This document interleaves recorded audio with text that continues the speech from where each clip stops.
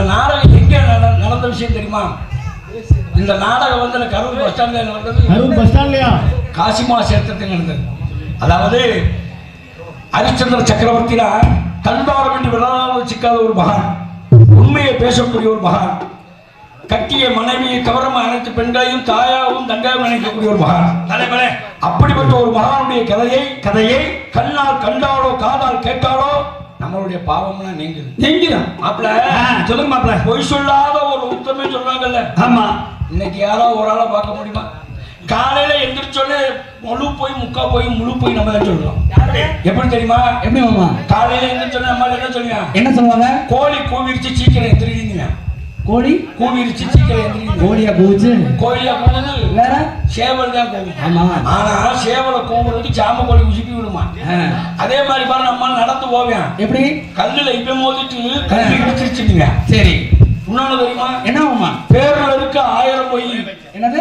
பேர்ல இருக்க 1000 பொய். சரிங்க. பேர்ல இருக்க 1000 எப்படி? எப்படிங்க?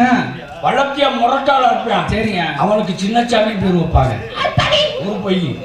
அடுத்து குட்டாட்டின்னு இருப்பான், அவனுக்கு பெரிய சாமி பேர் வைப்பாங்க.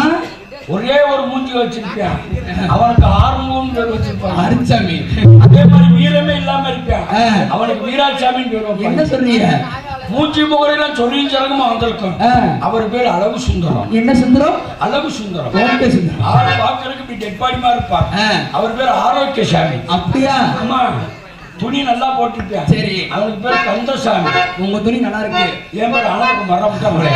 அதனால இந்த விஷயத்தை நல்லா பார்க்கணும்னா பெண்கள் வெளியில வரைக்கும் இருக்கணும்.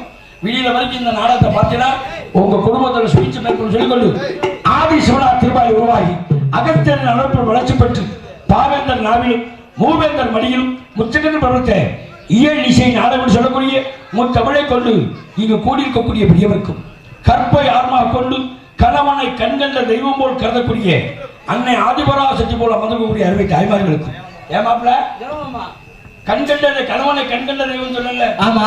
என்ன விளக்கம் தெரியுமோ? என்னங்க கணவனை? எனக்கு வயசுக்கு மூத்தவர்கள் நீங்க, உங்களுக்கு தெரியாம எனக்கு தெரியுமா? நான் இப்ப தானடா வாடா ஓடானே, நீங்க